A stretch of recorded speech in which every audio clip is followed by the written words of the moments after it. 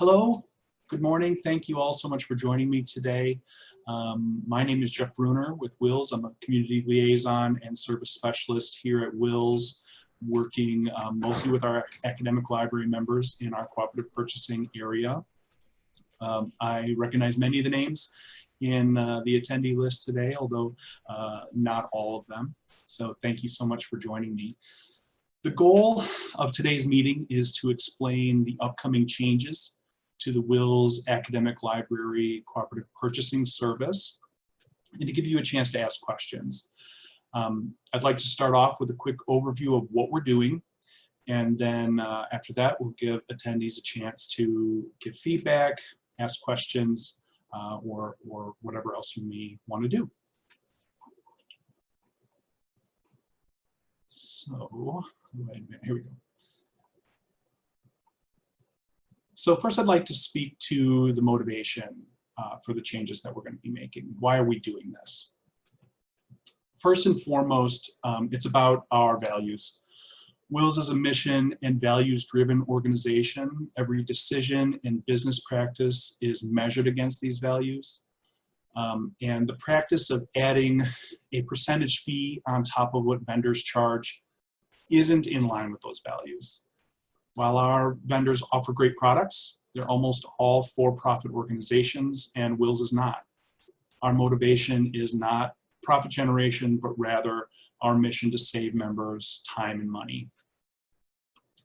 The second reason is related to the first. We feel strongly that tying our fees to the prices set by vendors results in too much variation in what our members end up paying us. It's hard to predict what those fees will be, and it can be difficult to reconcile all of the various fees with the service you get. We want what you pay WiLS to be a consistent, clear value every year. Finally, on a practical level, the current model simply isn't sustainable. We believe quite strongly that the business practices employed by many companies in the scholarly publication industry are unsustainable in the long term. I don't have to tell you that rising subscription fees and flat or shrinking budgets make it harder every year for our members to afford the resources that their patrons need. And that was true before the COVID-19 pandemic. I think that will be even more true as the true kind of economic fallout of our current situation starts to become more clear.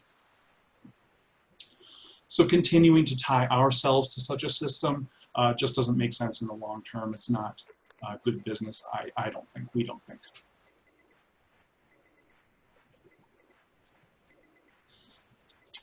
So our goal for WiLS academic purchasing is, cooperative purchasing, is for every participating member to pay a single annual fee to be part of the program. There would be no per transaction fees added on to each purchase. Members could take advantage of as many WiLS groups and deals as they'd like, but only ever pay us that one fee per year.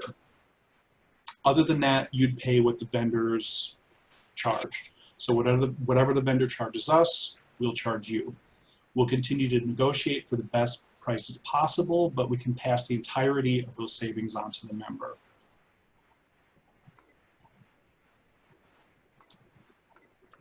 So that's an ambitious goal. It would be a significant change to how WiLS funds this service, and we have to be deliberate about how we implement that. So we're rolling that change out in two phases. For this next fiscal year, the following will be true. First, the existing $199 annual service fee will remain the same. For renewals from last fiscal year into this fiscal year, all WiLS fees will be flat. So even though vendor prices will go up, our fees will not.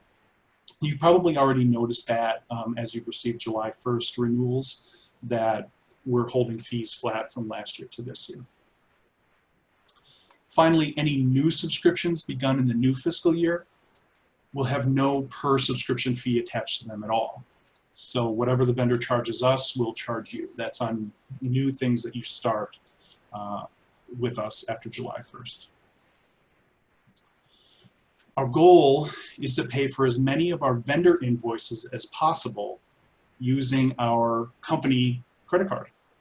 WiLS is part of a nonprofit cashback program, and the more we pay using that card, the more cashback we earn. So frankly, we'd rather make money from a bank than from our members. So we'll be encouraging members to run as many invoices as possible through WiLS to help supplement the service. Partway through year one, or partway through this next fiscal year, we'll start evaluating how the changes are working. What we hope to see is that an increased number of subscriptions running through that WiLS account will provide enough revenue to make year two possible. We'll also be in a position to then design a single tiered membership fee model for all academic members. It'll be more clear to us how much revenue we can expect to make so that we can set those prices. Then beginning in July of 2021, so the following fiscal year after this upcoming one, members will go to what I mentioned on the slide about our goal. We'll go to a single annual membership fee. As I said, we'll use the data from this first year to build that fee structure. They can't hear me, so it's fine. And our goal in building that structure will be that every WiLS member will pay the same or less in that fee than what you pay now in total in all your little fees. So it is our expectation that members won't see an increase from this new program, but in fact your fee should be at least the same or hopefully even less than what you're already paying now. Now that might not be possible for every member. Did that through a European company. But we think we can do it. Have to lunch about it. Because they take care of the rest of it. And that's the main reason why the credit card revenue is so important. As I mentioned, the idea is for that to be a supplement for any lost revenue from flattening those fees. And when we build this kind of fee structure, there may be revenue from previous years that we won't have going forward, and we're hoping to be able to make that up on credit card revenue. But that's part of why year one is the way it is, so we can start to model how that will work and figure that out. Because every member will pay a single participation fee, there will be no per subscription fees on anything that you buy via WiLS, whether new or renewal. WiLS will manage as many subscriptions and invoices as you like at no additional cost. And in fact, the more of these we can get, the better, even for non-WiLS vendors. If we can pay your bill with our credit card, that strengthens the program.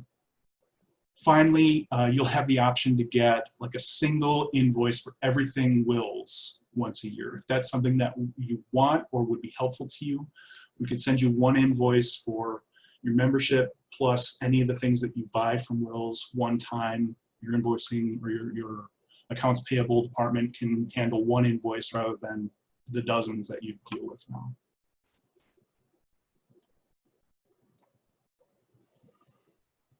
So in addition to better reflecting WiLS values, which is our main motivation, the new program will also have the following benefits for members. Unlimited subscription management service for one flat service fee. Unified invoicing should reduce the time you spend managing your own subscriptions, their payment, and vendor relationships. Additionally, our full service fee will be known well in advance of your next renewal. Will not be subject to that kind of dramatic annual fluctuation. You'll already know what you're going to be paying WiLS every year. Finally, as you choose to have more subscriptions managed by us, you can take advantage of existing cost-saving opportunities, and that can give us more leverage to negotiate bigger discounts and better terms with vendor partners, particularly with vendors that aren't currently WiLS vendors. If we find that many members are buying the same or similar products, we may be able to form new groups and from like existing subscribers, negotiate better deals and bring more people into those as well.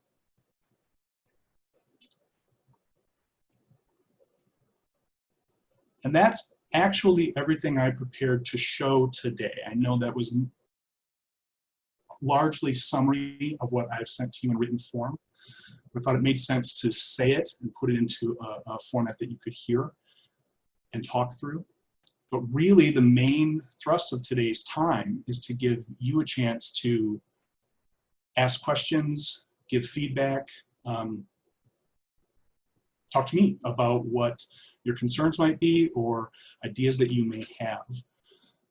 So I guess at this point, I'm going to open things up for questions. I have an eye on the chat box if anybody wants to type a question out, but feel free to unmute yourself and let me have it.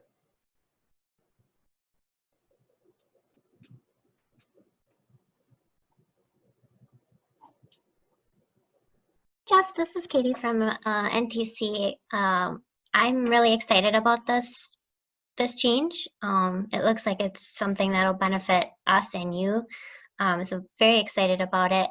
I did have a question for like existing things that we are already paid for, already have signed the license agreements for, if we're wanting to transition that over to invoicing through WiLS.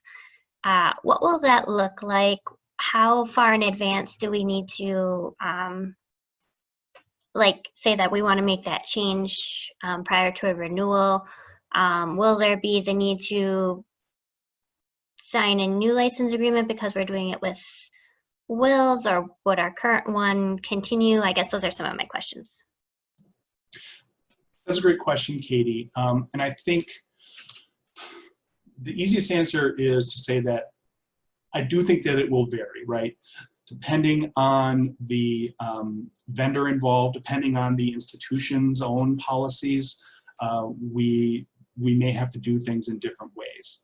We do already have a fair amount of experience of just doing kind of bill pay for members, even on things that aren't WiLS deals, that aren't like WiLS vendor partners. So in terms of lead time, I don't think we would need a ton of time to make that happen. It's more about interacting with the vendor partner, and I'd love to work together with the member to do that and say to the vendor, okay, from this point on, this invoice, the payment's actually going to come from WiLS. What changes do we need to make that happen? Do we need the invoice to look different? And how will that work? So we can get the payment information from them and handle those invoices. That's the theory. Now, I think in some institutions, there may be rules about how that works. We're happy to help facilitate that or work with you to figure that out. And like I said, we're happy to work with anybody, whether they're a WiLS vendor partner or not, to just handle the payment to try and run as much as we can through that program. I'm not sure if that totally answered your question. Did it, Katie? Yeah, I think so. So it sounds like it would be a pretty simple transition. Basically, we would say, these are the ones we would like handled through WiLS, and then you would reach out to the vendor and handle whatever coordination needs to be done. Yeah, exactly. We'd be happy to work with you in whatever way makes the most sense. And like I said, some vendors may have procedures they need to implement to, make you the deliverer, the ship to and make us the bill to. But those things are usually pretty easily worked out so that either you get the invoice and send it on to us, or we just arrange to get the invoice directly from the vendor and pay it. Okay, thank you. Yeah, you're welcome. I've got several questions have come into chat. I'm going to answer those each in turn here. I had to step away for a second. This sounds great. Will the new fee be based on our FTE? I'm envisioning that that's probably the case. In the early stages of talking about this, we tried to model out a lot of different iterations of how can we build a fee structure that is equitable to all members, palatable, affordable for the members, based on different criteria. FTE is where we got the closest, but honestly, we never got to where we felt it would be the right fit for members and still a sustainable business practice in terms of revenue for WiLS.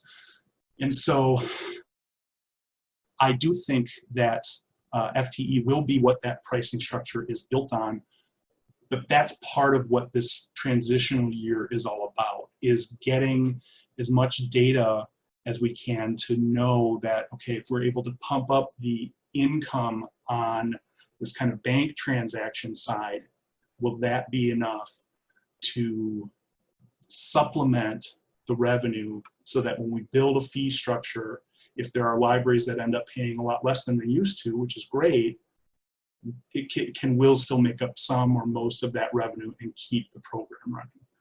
So like I said, my goal is for us to make more and more money from other entities and less money from the members, while still being able to provide the service you know, with the resources that we need to bring in. So that's a long answer to say I think it will probably be based on institutional FTE in some way, probably in some kind of tiered structure like you're used to seeing from other products as well. Let me see here. Will WiLS fees adjust annually if WiLS revenue increases from the cashback program? That's another great question. I can't say that it definitely will, but I really want it to. If the cashback program continues to be successful and we continue to make more money from it, I would want a parallel reduction in the fees that we're collecting from members. Now, I don't think it's realistic to think that we'll ever be able to run the entire service on that program. But I do think we can make enough to get started and to, you know, flatten out how you pay for WiLS cooperative purchasing to make it more consistent, easy, and cheaper. And my hope is that it grows large enough that we're able to, like I said, fund more and more of the work on that side of the ledger. So I keep reaching over here, but it's off screen, on that side of the ledger, so that we can charge less to the members directly. So that's what I'm hoping will be the case. I don't want to promise that and say, yeah, definitely every year your fee is going to go down, because we won't know until we get going on it. But that would be what I would want to do with any like big surplus we make on that side, if we're lucky enough to have some big surplus from it. Tom asked, why wait until 2021? That's another good question. When we started thinking about this and talking about how can we redesign this service to be better, we wanted to do it this year. But you know, like I mentioned, answering a previous question, the numbers just didn't quite get there. And this change is actually happening in the context of a larger change in WiLS. For those of you who are kind of like engaged with WiLS and hearing, you know, news from us, all of our service areas have reevaluated and made adjustments to their business models. Historically, the WiLS Cooperative Purchasing Service has been the largest revenue generating thing at WiLS, and other services haven't made as much. And in some cases, to some extent, the money coming into cooperative purchasing has been funding other services. The goal of all of these kind of business model reworks is to change that, or one of the goals is to change that so that each service is kind of self-funding. But that means that the change that we're making in the cooperative purchasing service also needs to lead to funding itself. We can't make a change so dramatic that it makes the service like unsustainable. So in our early work, and this would be like last winter and fall and winter of 2019 and 2020, we did a lot of modeling based on how much revenue in total does cooperative purchasing bring in. We looked at, you know, per library type, academics being the really big one that we wanted to tackle, because we think that's where the biggest need for changes.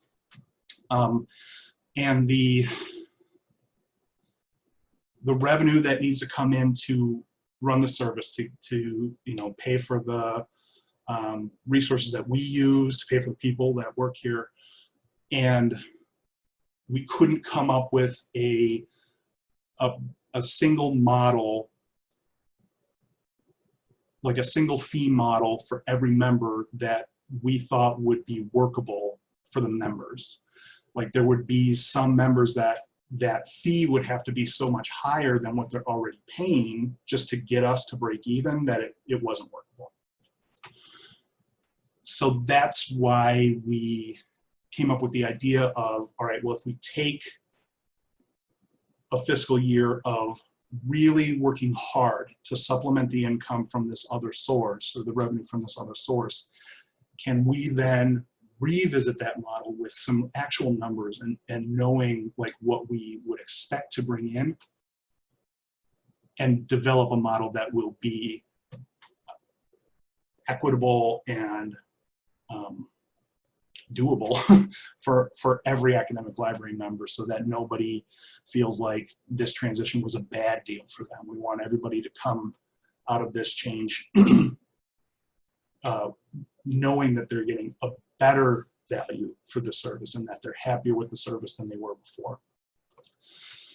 So there's an amount of deliberation there. There's just a real need to make sure that we're doing it in the right way, because we think it's well, we know that this is a very valuable and important service to our members, and we want to make sure that if we're going to make a major change, that we do it in a way that is responsible and careful, so that at the other end of the change, the service is still in good shape and able to keep going. The last question that is in chat right now is from Nancy. She says, not all the things that we purchase through WiLS have the same budget account number. So can we still get multiple invoices if needed and not just one? Absolutely. We would not be forcing anyone into a single annual invoice model. That would just be something that we feel would be easier to offer once we're in a situation where we've got a very good prediction of what to expect year after year. We don't have to look at the vendor increase to know, okay, well, now we have to calculate our fee. We could, find the vendor cost for each resource, package that up with your membership fee, send you one invoice. You can pay it. If you add something in the middle of the year, great. You just pay for that when you add it, and then in the next year it can be on your one invoice. If that's workable for you, if that's the way your library wants it. If you want to keep doing individual invoices or grouping them together by your budget code or whatever, we can do that kind of stuff too, and we'll be happy to do that. I feel as though I've been talking fast, so if I've spoken too quickly in answering any of the questions, please let me know. And if anybody has other questions, either in chat or via microphone, please jump in. I'm happy to answer them.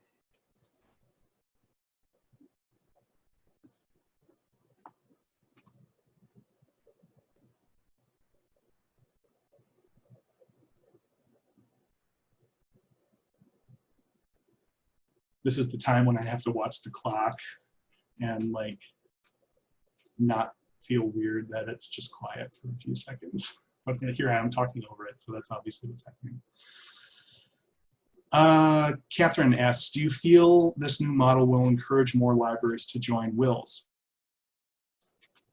That's a great question. And I have a couple of different answers to that. My first answer is that as far as academic libraries are concerned, there's not a lot of academic libraries operating in Wisconsin that aren't already part of WiLS. There are some,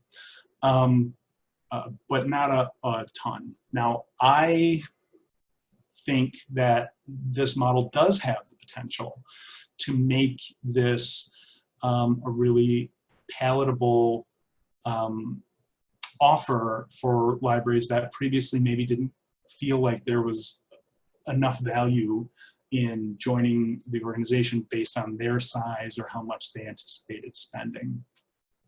I'd love to be able to, once it's implemented, I'd love to be able to take this model to some of the smaller institutions. I know that there are several seminaries that aren't part of WiLS and other organizations that we think could benefit from a WiLS co-op membership, but that the new model would be a good fit for them.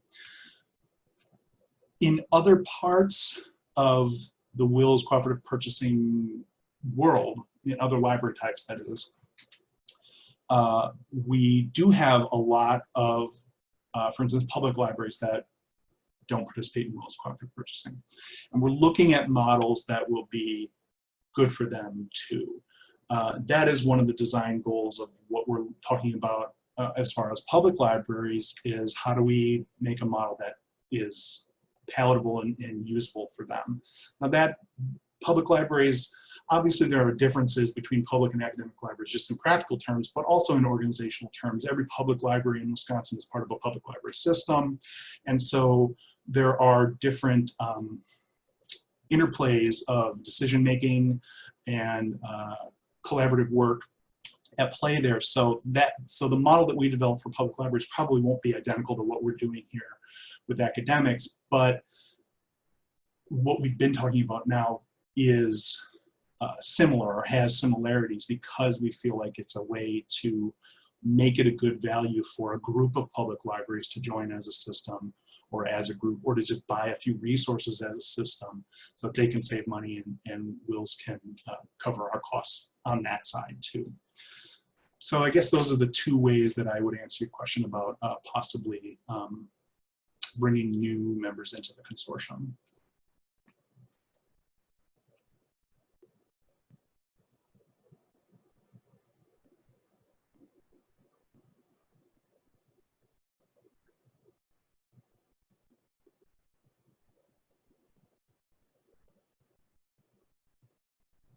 Okay. Well, the way I'd like, oh, great, we've got another question here. Are you exploring any new services and types of purchases as well? We are, actually. We've been looking at a variety of different areas that WiLS cooperative purchasing can get into that might be of additional value. Really, I've got kind of a sad story. I had been in contact with a company called RedLink that had what I thought was an exciting new platform for gathering, analyzing, and reporting out on usage data. Looked slick. They had partnerships with several other consortia in the region. And we were right, as some of you will remember, we were right on the cusp of having them do some presentations for our members as a way of evaluating whether they'd be a good fit for us. And they folded. I mean, it was, I think, at the point of really a few weeks ago when I think they just lost a lot of business because libraries that were ready to join couldn't anymore because of their impending funding problems due to the pandemic. So that was a company that I think was in startup mode already, which is a precarious time for any company. And then they were hit with some of the kind of secondary effects of the pandemic, and they just closed their doors. So although that's not a success story, that's the sort of, I bring that up as the sort of thing that we're always looking at. Are there, beyond the content databases, which is where we do the most, or journal packages or ebook packages, are there utility resources or utility products where we can help members and find resources that will be valuable and do some kind of consortial deals on those? Had a lot of success with SpringShare's LibGuide suite. That falls into that category. Library Help is another kind of chat reference, suite of tools. So those kind of utility things, I think, are another area that we can do more in, and we're always looking at. It's just a matter of finding the right thing that will be useful to members, but that the vendor doesn't already have a ton of business in our service area. Because if they're already doing, you know, really great business, there's not a lot of incentive to partner with a consortium. However, that brings me back to one of my earlier points, which is if we're handling a lot of invoices for members, even on resources that you aren't typically buying through WiLS, but you're paying for through WiLS, and we see that we've got, you know, 8 or 10 academic libraries all buying this same chat reference suite that we don't have a deal with, that tells us something too. That tells us that this is a resource that has some legs, but there's room to grow. So that seems like a natural reach out. Like that's a vendor that we should go to and say, hey, we're already working together because we're paying, you know, your invoices for these members. You're already getting a value from us because we're allowing you to invoice us once for these 10 libraries. Why don't we turn this into an actual partnership and talk about a discount for everybody already on? And then we can start trying to bring more business to you. So those are the kinds of things that, those are kind of like secondary benefits for what we're proposing here today. It's not really proposed, this is the direction we're going, but what we're doing over these next 2 fiscal years, that's one of the secondary benefits I see, is a better overall landscape view of what people are using and an already built-in partial relationship with some of these vendors because we're already interacting with them on a billing level. And once we can demonstrate to them that there's value just in that, because they too don't need to send an invoice to all 10 of those libraries, they can send us one. And we can say, well, how much is that worth to you? What, can we talk about a discount and promotional help to make sure that other libraries are aware of you? So that was another long answer, but yeah, we are always looking for new kind of service areas or resources that cooperative purchasing could be involved in, and we're hopeful that this can help drive some of that too. I want to touch back on another question as well about finding or recruiting new members. We're not entirely restricted to Wisconsin. We do have, I think at this point, 2 libraries that are not in Wisconsin but are WiLS cooperative purchasing members, one in Minnesota and one in Michigan. Now there are consortia in those places, and we are colleagues, you know, we're kind of sister consortia with some of these places where we wouldn't be trying to recruit their members away from their consortium. But there are natural places where the overlap makes sense. If we have a vendor partnership that they don't really want to get into, then it's valuable to have libraries from Michigan, for instance, able to take advantage of our consortium deal. So having a more clearly defined way of how that works, i.e., you know, a membership fee structure that's built that we can just say, here's what it would cost for you to get involved with WiLS at all, and here are all the resources would be available to you, I think will make it easier to do that as well. So we may see some expansion of the consortium in that way as well. Does anyone have any other questions?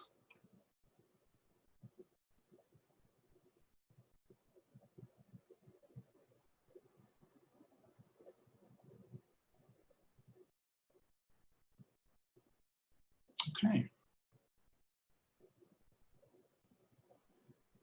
Well, if you do think of anything else that you want to ask, or if you have a question but you don't want to ask it in front of everybody else, that's okay. Feel free to reach out to me directly, or directly to the, or you can always email coop@wils.org as well, about this or about anything, of course. I want to say thanks everybody for attending today, and on a personal level, thank you for the positive feedback that I'm seeing in chat. At least, you know, people saying thank you or that they're excited about the new model. That's good. We're excited about it too. I will, you know, on a personal level, it's very exciting to me. The most exciting part about this is the values thing, decoupling our business model from a business model that I have my own reservations about. I think is the right direction for this organization and the right direction for Wisconsin. There is another question in chat. What is your timeline for figuring out the new pricing model? I'm hoping that like in January or February, we'll be able to have that ready to go. We have to do it early enough in the calendar year that we can get all the pieces in play and get everybody their pricing and get everybody on board before January or July 1st renewal stuff starts for the subsequent fiscal year. But we can't do it until we get some data from the current fiscal year. So basically at the turn of the calendar year, we're going to be really drilling down into what the results have been from the first half of the transition year, with the goal of coming up with a model that's workable and fair, you know, in early 2021, hopefully, like I said, like in February.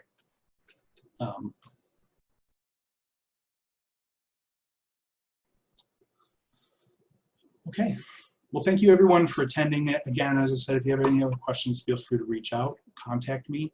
I hope everybody has a great weekend. I'm so happy to have people come. I was very nervous that nobody would show up.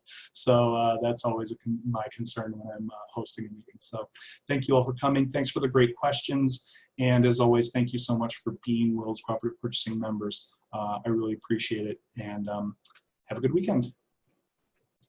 Thanks, Jeff. Bye, everyone.